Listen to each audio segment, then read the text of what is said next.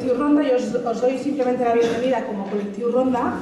Estamos hoy aquí esta mañana en el aula Ronda, esta sala de reuniones que tenemos como colectivo y que ponemos a disposición pues, de las asociaciones amigas y con las que colaboramos y de nuestros clientes y abonados, etcétera. Y simplemente es esto, daros las gracias por estar aquí, desear que esta jornada sea pues, muy fructífera y que tenga una continuidad de futuro y el tema pueda seguir avanzando y se pueda seguir creando en esta línea. Y simplemente nada más doy la palabra a la siguiente ponente. Gracias, hola, buenos días también. Soy Carmen Gómez de Bonilla, soy la vicepresidenta de Apquira y bueno, os doy las gracias por haber venido a esta jornada. También quería agradecer la colaboración de Oikos y en especial de Monse, sin ellos no hubiera sido posible esto. También al Centro de Análisis y Programas Sanitarios, CAPS, y su inestimable ayuda continuada, al colectivo Ronda y su abogado también, Jaume Cortés. Sin ellos no estaríamos hoy aquí, no me refiero solo aquí físicamente, sino aquí en el momento en que estamos de concienciación sobre los riesgos químicos y de radiaciones, después de años de lucha en los juzgados partiendo casi de la nada. Y por último, y no menos importante, el Ayuntamiento de Barcelona, pues sin su aportación económica tampoco hubiera sido posible la organización de esta jornada. Pero sobre todo, nuestro más profundo agradecimiento a los doctores Olle Johansson, Carme Valls y Emili Mayayo, y sin su generosa y desinteresada colaboración tampoco habría sido posible organizar este acto. Pido disculpas en nombre de la doctora Valls, ya que no ha podido estar todavía aquí porque está llegando de Valencia por un premio que le dieron ayer y en breve estará con nosotros.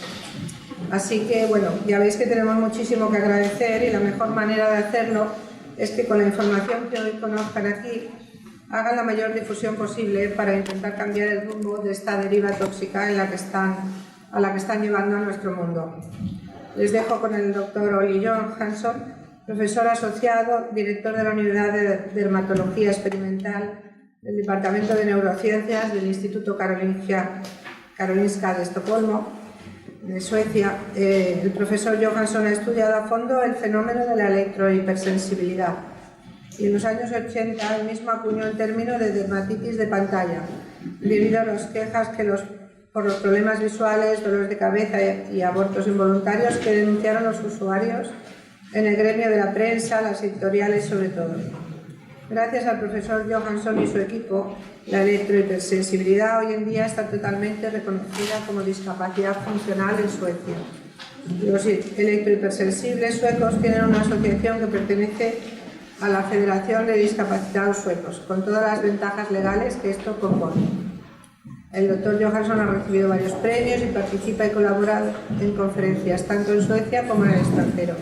Posee más de 600 publicaciones en el campo de la investigación, incluyendo la electrohipersensibilidad, una discapacidad funcional. Muchas gracias, doctor Johansson, y le cedo.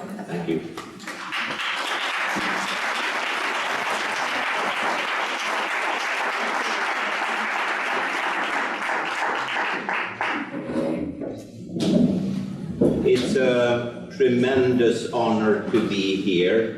I'm very happy to have been invited as a guest lecturer today. And I will just start to introduce myself. I will talk a little bit about health effects of electromagnetic fields. And I'm a neuroscientist, and I work at the Karolinska Institute. You see me down here. And you know we are famous since we hand out the Nobel Prize in Medicine or Physiology. I have also worked at the Royal Institute of Technology, which looks like this. It's also in Stockholm, and there people are connected to the Nobel Prizes in chemistry and physics.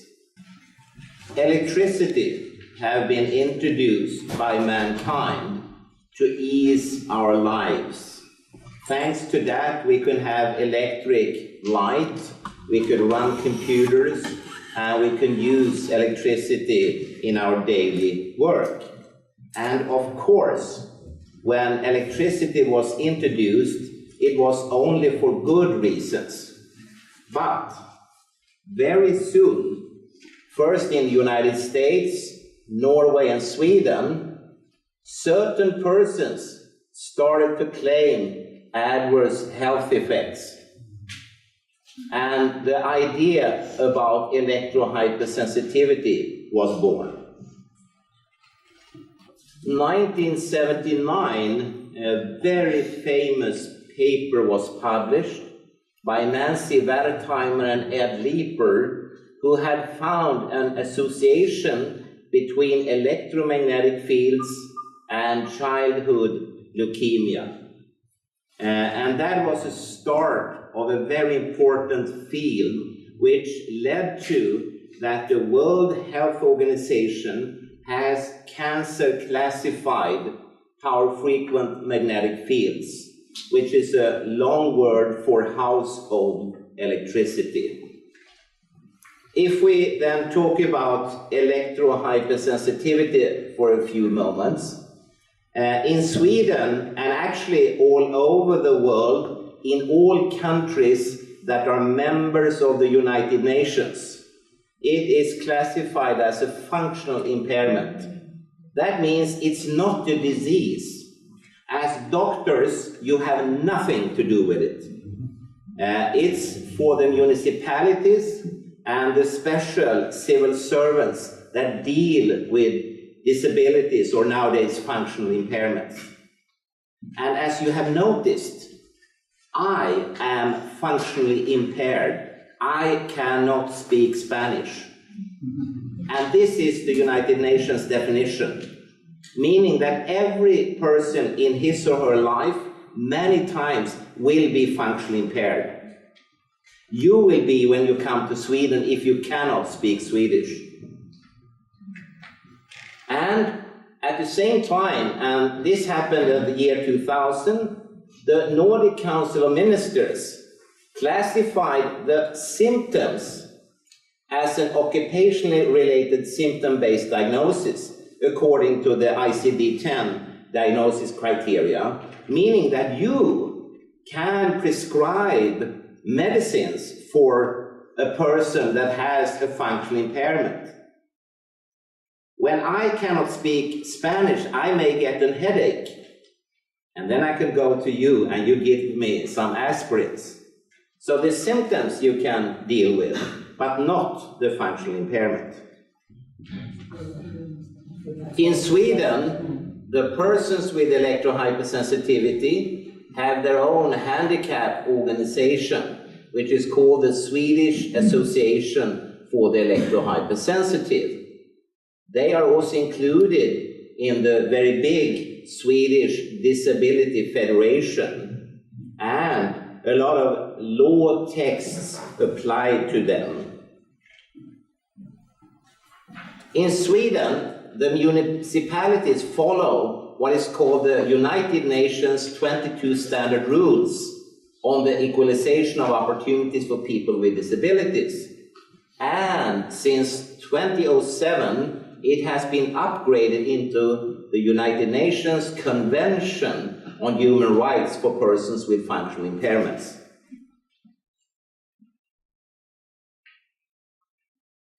And my whole lecture can actually be summarized in one sentence when we talk about electrohypersensitivity, because all people with functional impairments, such as electrohypersensitivity, are entitled to have an equal life in a society based on equality. I didn't write this. The United Nations wrote this.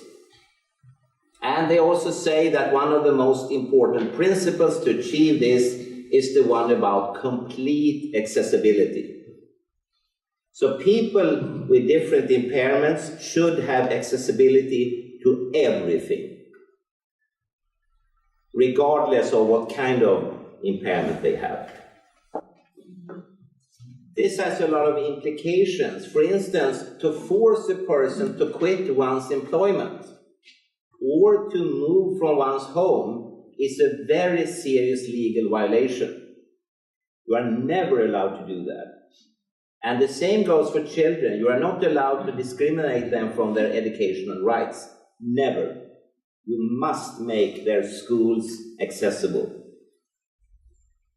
So in essence, it's actually very simple with functional impairments like electrohypersensitivity. They should just enjoy their human rights. Nothing more, nothing less.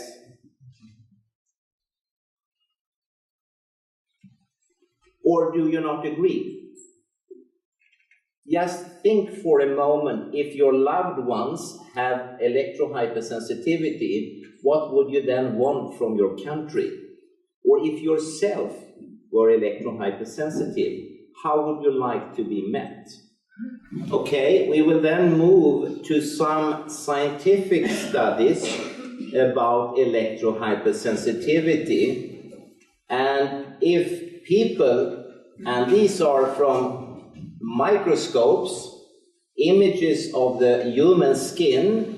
At the top you see the epidermis, the uppermost layer, and here is the rest of the human skin called the dermis.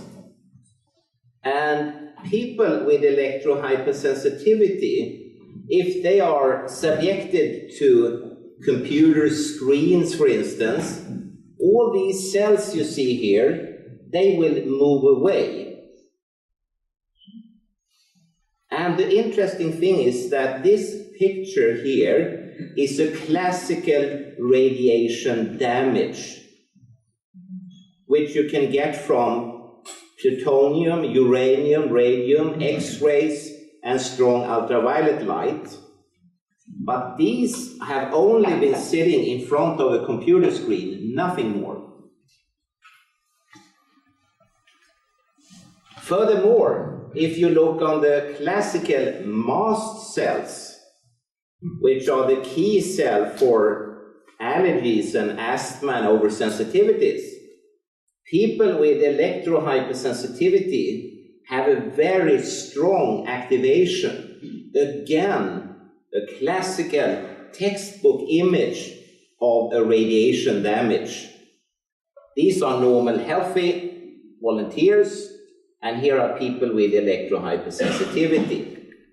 And therefore, it seems as if they just have a radiation damage from different gadgets in our society.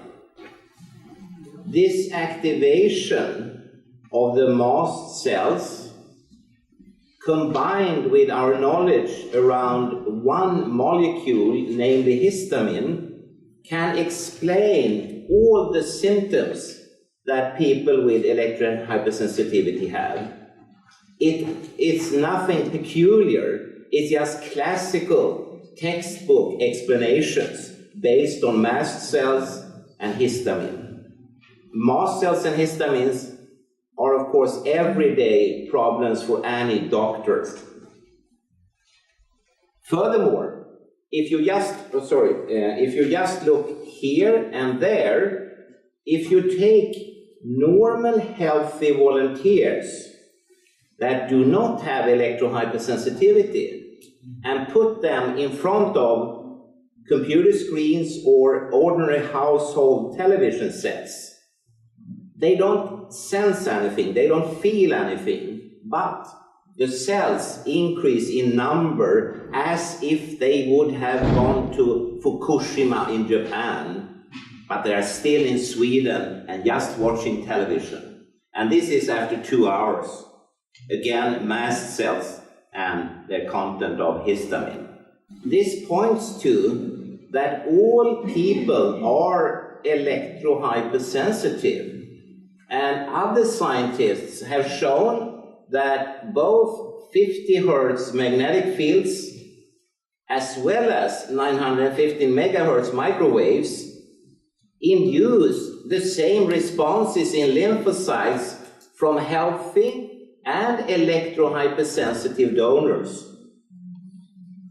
So that means that the people with electrohypersensitivity, they react to an environment which we do not react to.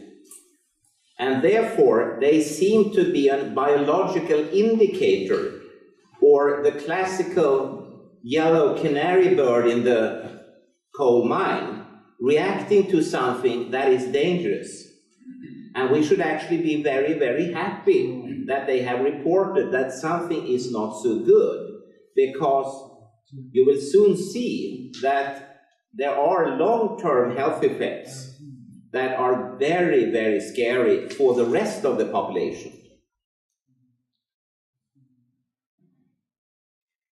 Other scientists have shown, and now again are talking about the human mast cell lines, that mast cells that are kept in cell culture in a small jar in a culture cabinet, they don't like to use a mobile phone.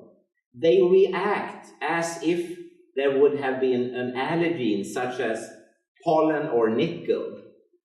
And I don't know for Spain, but in Sweden, the last years we have had an explosion of asthma, allergies, and other oversensitivities. It's just the biggest problem in the Swedish health society right now. It's huge. You see that on every slide, I show the first page of the actual scientific paper, and they are all from peer-review-based scientific journals, some of them of high impact nature. So you see that I'm not sort of making the story up. It's all in here, and the citations are word by word from the actual papers here.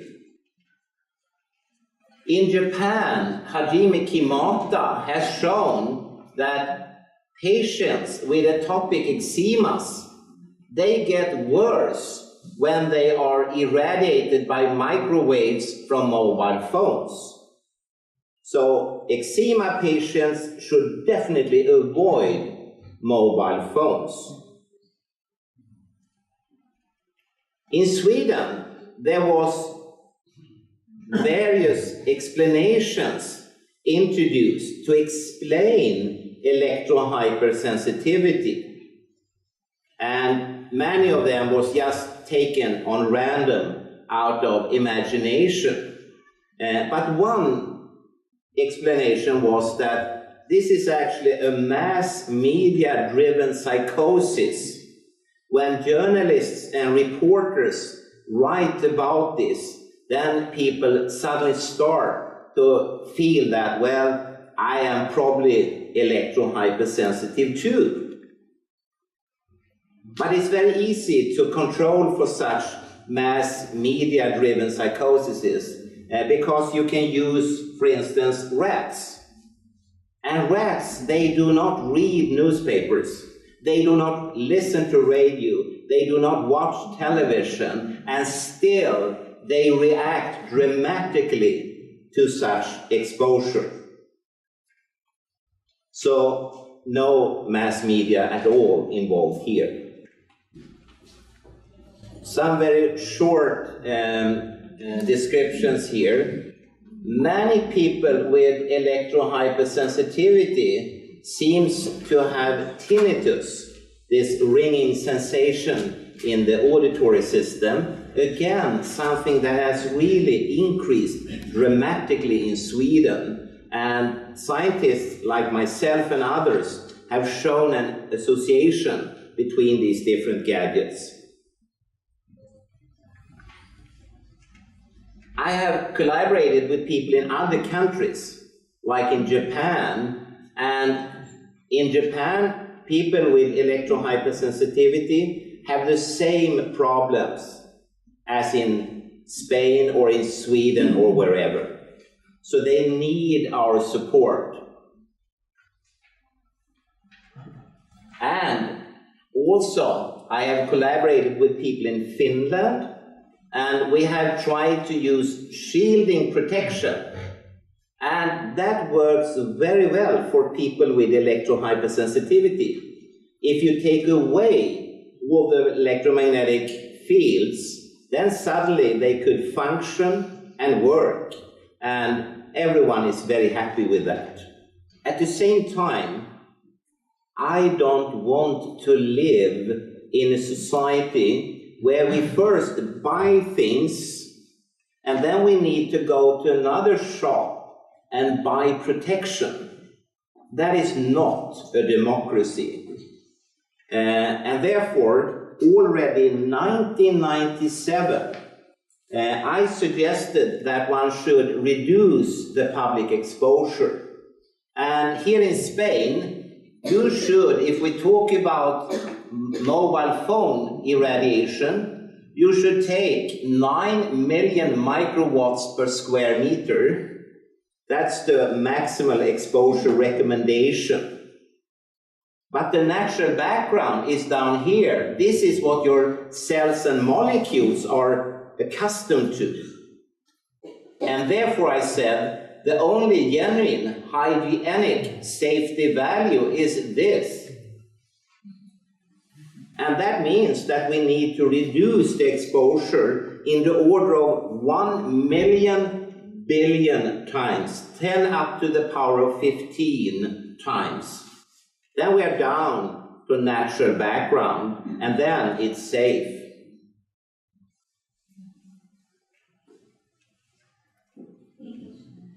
Mobile phones and mobile telephony and wireless systems in general has been a very sweet piece of candy for Sweden, Finland, United States and so on. We have Ericsson, Nokia Consumer Electronics, and Motorola, for instance. And we have gained an enormous income from that. Sweden is one of the richest countries in the world. We are sort of swimming in money. It's just terrible to say that, but that's the truth. There's only one country that is really richer, and that's Norway. They have more money to swim in. But, you know, when you eat candy, and you eat, and suddenly, not so good any longer, you know. You have eaten a little bit too much. And very early, and now it's time for you to train your Swedish. This is a debate article. In Sweden, we write in newspapers and tabloids and magazines and journals and so on. And this is from the largest tabloid, Aftonbladet, 1995. And I wrote an article saying, how dangerous are mobile phones? This is not me, this is me, you know. I saw all the women were looking sideways, I'm sorry for that. And I asked a few questions, and unfortunately they are not yet answered. I coined 1983, you were not even born then.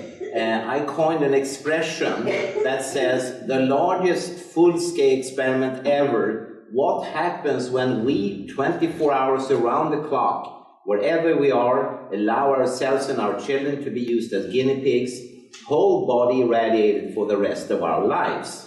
These electromagnetic signals are everywhere. They penetrate anything. And, you know, Swedes are very boring. They are dull, and they repeat themselves often. And I have repeated myself year after year after year after year after year after year after. And now we are here. And still, very little is actually done by people in responsibility and power. And we are not. The persons that are responsible for this is always governments and parliaments and health agencies. And they do very little. I will show a few examples where people actually have done something. 1994, in Sweden, if you really love your family, then you should buy the Christmas gift of the year, which was this one. And maybe this was a very stupid and dangerous Christmas gift.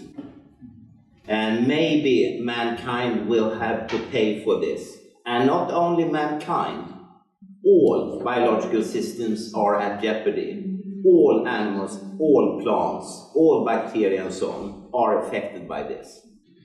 Probably, if we should look around on all the effects that have been published in scientific papers And trust me, we are talking about tens of thousands of papers. There's an enormous amount of information. And probably the most dangerous effect is the DNA fragmentation. Such fragmentation shown by Henry Lai and Narendra Singh, 1996, single and double strand DNA breaks in rat brain cells after exposure to mobile telephony. Such fragmentation can cause loss of fertility, impairment of the immune system, debilitation of the cancer defense, and could predict genetic damage to future generations.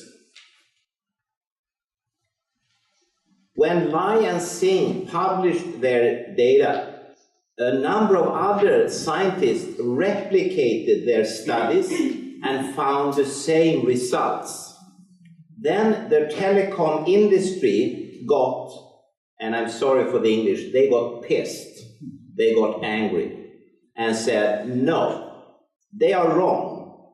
There is no effect on the DNA, and Lai and Singh are just amateurs. They have not done this correctly. So the telecom industry took 100 million euros and gave to 12 laboratories in 7 European countries that should replicate in a very controlled way the studies on DNA. And so they did. They worked very, very hard. And when the code, the blind code, was broken, unfortunately, these laboratories had shown that Lai and Singh were right. Do you believe me when I say that the telecom industry went to bizarre measures trying to stop the publication of this study? They did everything they could to stop it, but they couldn't. It is in the public domain, and it's called the reflex study. And I just show you one picture from it. When you destroy DNA, you get small fragments. And when they move in an electrophoretic field, they will leave a tail of small pieces. This is DNA which is undamaged. This is DNA which has been subjected to 1,600 chest X-rays, and then you see this tail, and it's called a comet assay. It's like a comet on the sky with a tail. No patients in Sweden has got 1,600 chest X-rays, but this is the way it looks. And it looks the same after 24 hours of mobile phone irradiation at a so-called SAR level, specific absorption rate, of 1.3 watts per kilogram, and you are supposed to withstand 2 watts per kilogram. So in your body right now, you have these. We could be dead sure about that. And finally, the same line seeing has also shown that this is a cumulative effect.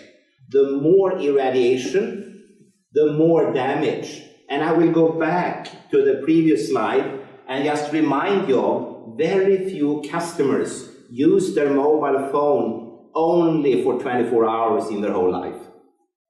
They use it every time, every day, and they also have these iPads, wireless routers, computers, etc. And they are constantly exposed.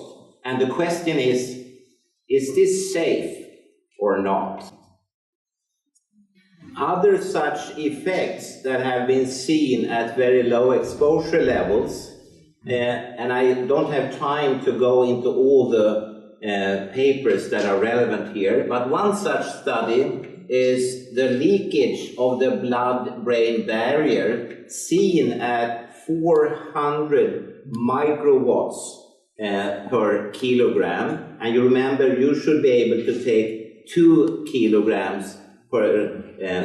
watts per kilogram. So this is 5,000 times below what is supposed to be safe.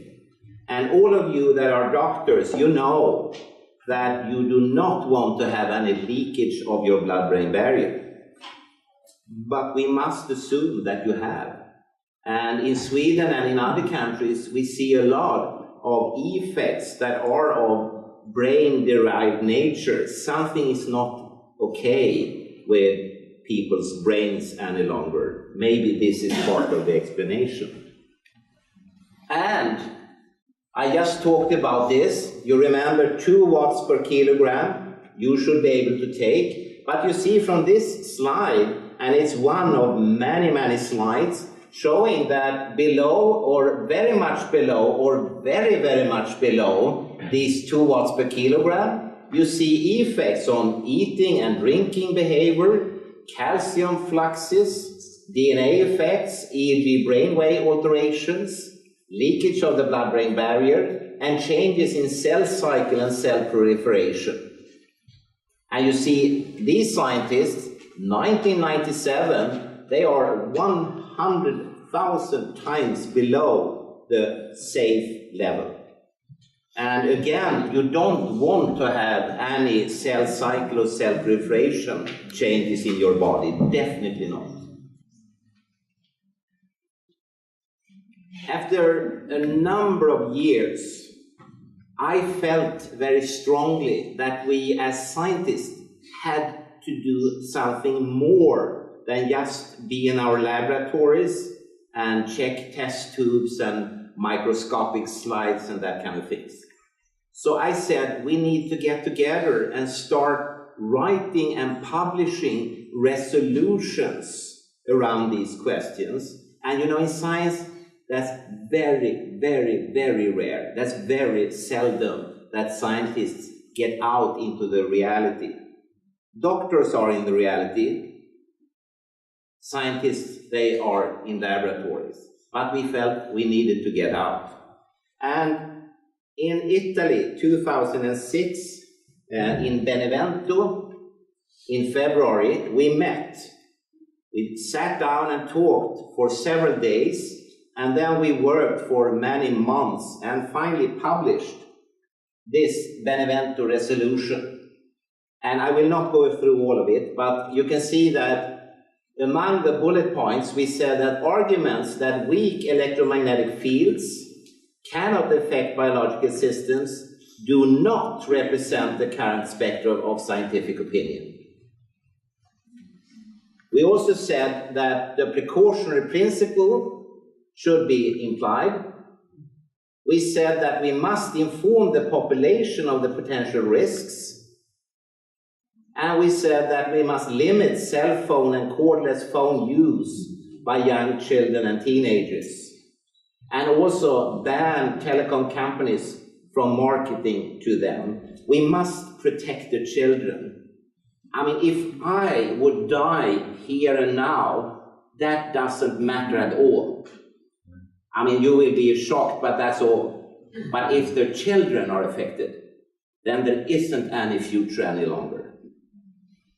It could be okay to have a coffee break now, if that's all right. And, you know, after the coffee break, you come back, and I have a few more slides, just a few more.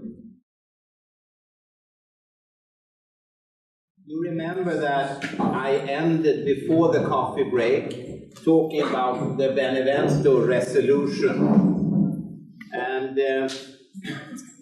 I pointed to that nowadays we see a lot of effects from so-called weak electromagnetic fields. But you have to remember, when someone says they are weak, they are not. Compared to natural background, the exposures you sit in now are astronomical. They are biblical in levels. And also I pointed to that we had a lot of suggestions for governments and parliaments and health authorities. One thing that we also decided was that someone had to do a compilation of the scientific evidence. to put it together into some kind of report. And when you decide something, you often end up having to do it yourself. And so we did. We sat down for 9 months, and it's important to remember we didn't have any resources, not €1, nothing. So we had to do it in our free time, in evenings, weekends, holidays, that kind of things. And after 9 months, we just had to say, stop. We couldn't continue any longer. But then we had written approximately 600 pages printed text, and we had summarized approximately 2,000 scientific references. And 2007, August 31st, it was published. And the name of it is the By-Initiative Report. And to summarize it into one single sentence, it's actually this. We asked for biologically based public exposure standards. Before, there had only been technical standards. I will not go through the By-Initiative Report. That would take months actually to do it. But what happened was that the year after, September 4, 2008, the European Parliament voted 522 to 16 to recommend tighter safety standards for cell phones. And they said that the public exposure limits were completely obsolete. And they included all kinds of technologies, everything in the radio frequency field. And we were, of course, very, how should we say, flattered. We were very happy, very glad, very impressed, because how many times in your life do you write something that the European Parliament reads? And it was afterwards 600 pages, so they had been reading a lot, you know. And then they came up with this. So we were very, very happy. But then something very odd happened. The telecom industry came and said, wow, this is a good idea, but Olle Johansson and his co-workers cannot do this. We should do the work to recommend new exposure standards. The telecom industry should do it instead. And they did, and they came up with that there was no need to change anything. Surprise, surprise. The problem with the By-Initiative Report was that, you remember, it was published August 31st, 2007. The day after, when I came to my workplace, there were already 3 new papers that had appeared overnight, and they should have been included in the By-Initiative Report. And since then, thousands and thousands of new papers are arriving at a very quick pace. And I will just quickly show you a few ones. For instance, scientists have shown that cell phones decrease the semen quality in men.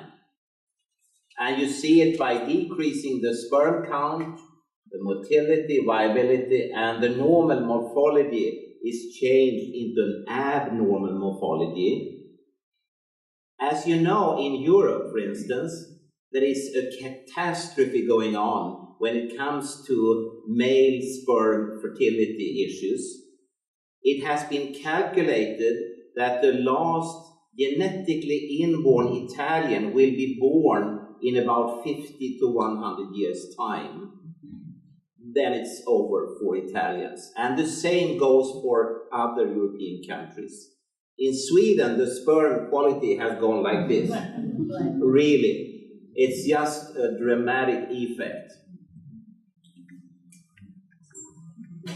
Other scientists have studied the effect of radiofrequent radiation and shown that mice end up in irreversible infertility. If we translate that into Spain, it could be, and I hope not, of course, but it could be that young men and women cannot get babies any longer in Spain in approximately 150 years' time because of something we did today. When pregnant women, as well as newborns, are exposed to mobile phone signals, the babies in the women or just newborns, they get stressed. They get an increase in heart rate and a decrease in the cardiac output. Their heart goes like this. And when I ask mothers and fathers if they want to have such an effect on their babies, they always say no. And still they use all these gadgets around the babies. So the babies are stressed. If that is good or bad for them, I don't know. But the parents doesn't want it to happen, but it does. This is probably one of the most famous and maybe also most important studies ever done in this field. French scientists headed by Alain Vion and his co-workers, they allowed tomato plants to be exposed to radiation from base stations. And the tomato plants, and I will quote the French scientists, they reacted as if they had been crushed with a hammer. You know, when you cut in plants, or you cut your grass or whatever you do, the plants, since they're alive, will react with a damaged sequence of molecules, including a molecule called calmodulin. The tomato plants, no one touched them. They were only exposed to the base station radiation, as everyone is all day round and night around everywhere in society. And then they reacted as if they would have been crushed with a hammer. We invited this scientist to a very important meeting, but then he had been offered a new job, and he didn't work any longer with this. In 2009, this was mentioned as one of the most important publications in all scientific fields all over the planet. And suddenly they were not doing anything longer. I think that's odd. Other scientists have put the mobile phone next to beehives for honeybees. Then the honeybees leave and they never come back. Further scientists have put mobile phones close to ants, and in a restrained space, if you put the mobile phone there, the ants will move their babies to the other end of the area, and they will move the toilet up there. They will take their eating area and sleeping area and move it away from the radiation source. If you take it away, they will rearrange this area, moving the babies back, taking the toilet to where it was, and so on. So they're extremely sensitive to this. But honeybees and ants are not the consumers. We are, and we cannot move away. We are constantly exposed. Also, when it comes to effects on the central nervous system, scientists very early could show that, for instance, rats show a retarded learning capacity, and it was through decreased short-term memory and decreased concentration capacity. If you visit a Swedish school nowadays, it's like the Second World War in the schoolroom. The children cannot concentrate, and they cannot remember a lot of the things that the teachers say. Maybe this could play a role in it. And to make things worse, scientists have studied boys in a linguistic test, and when they were exposed to mobile phone radiation, they came out from the test less good. Their learning capacity was impaired. And I thought that all countries wanted to have the best students, the best pupils, so we can compete with each other. And some countries have looked very closely at this. For instance, the People's Republic of China.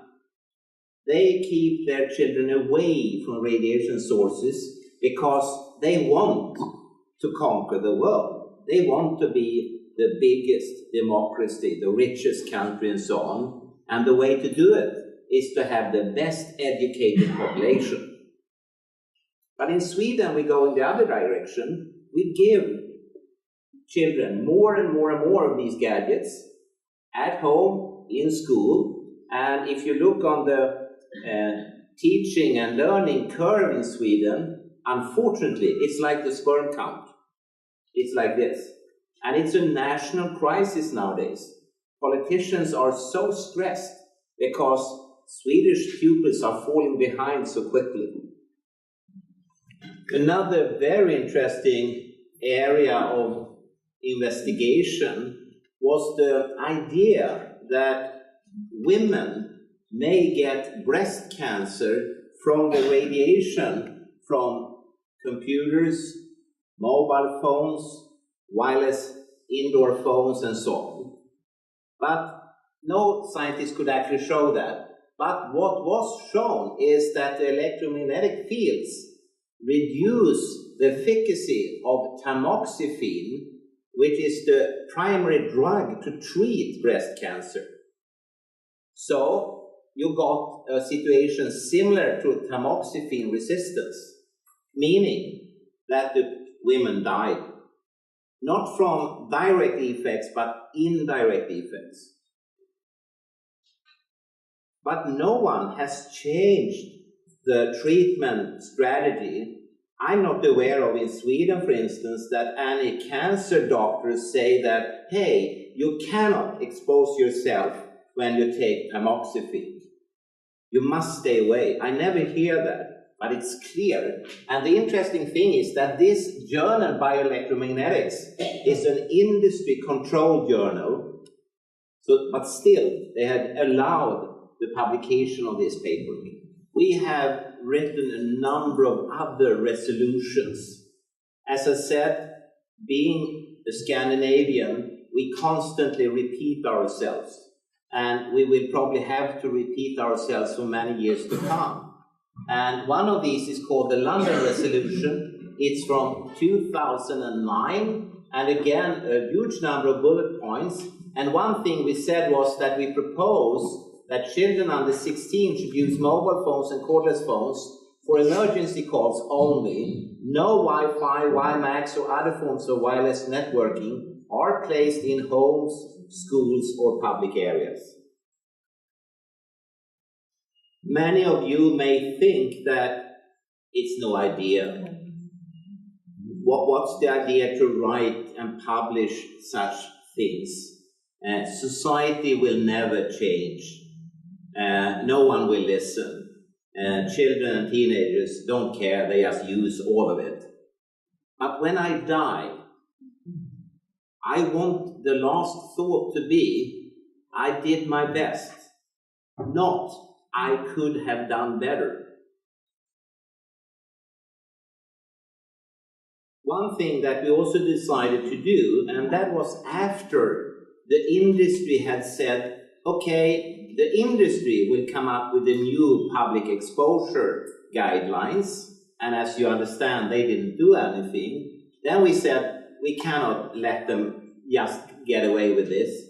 We have to sit down, and so we did in Seletun, which is in Norway, and we did it in 2009. and the actual paper was published in 2010, and it's a very, very good and very important summary if you don't want to read all the pages of the by-initiative report and so on. You can just read this paper. It's about 10 pages long, and it says, among many things, that low-intensity, so-called non-thermal bio-effects and adverse health effects are demonstrated at levels significantly below existing standards. The public safety limits are inadequate and obsolete with respect to prolonged low-intensity exposures, and new biologically based public exposure standards are urgently needed to protect public health worldwide. And finally, it is not in the public interest to wait. That was the year 2010, and what has happened since then, I will very shortly summarize all the things. But one very important issue for you is, and you know, in English, Englishmen say, never trust a pretty face. You should not trust me. You should instead go to the literature. Today I have spent time on 10-15 publications. There are approximately 25,000 more for you to read. You have to read them, and you have to think and read and think, and finally come up with a decision for yourself and for your family. And if it goes to hell, don't blame me. I told you that you had to read for yourself. And I've told that to people around the world, including the Pope. I've told it to presidents, emperors, prime ministers, governments, parliaments, health authorities, and so on. And I constantly send submissions to expert panels. The last 2 weeks, there have been a huge number of such expert panels in Canada. And we send the information and say, hey, there's a lot more out there. Please consider this. If not for yourself, at least for the future generations. At least for children that are yet to be born. Think about them. And also, don't be so afraid. We are talking about toys. If all of these gadgets suddenly would disappear, nothing would change. You will still breathe, eat, go to the toilet, sleep, love, hate. Nothing will be altered. Life would continue. But the question is, what will happen when you 24/7, whole body irradiate everything on this planet at levels that are only to be understood in biblical terms? So what has happened 2011, 2012, and even to then 2013? I will just give you a few more examples.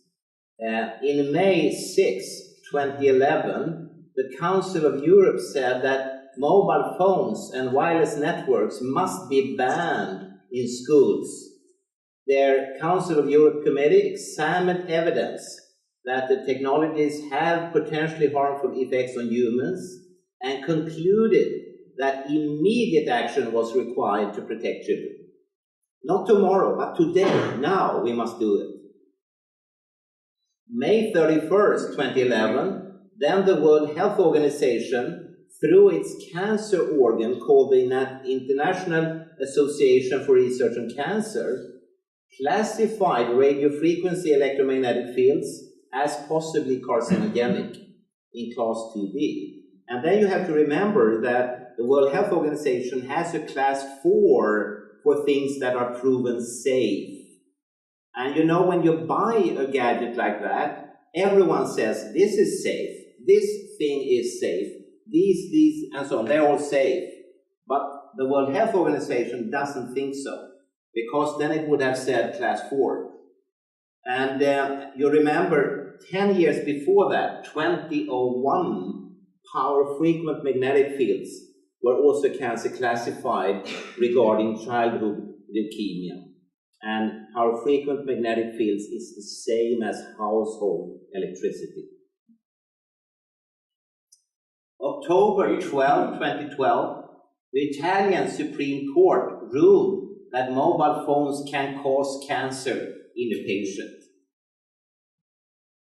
And finally, now we're here in Barcelona, and maybe the answer to the question is no more full-scale experimentation.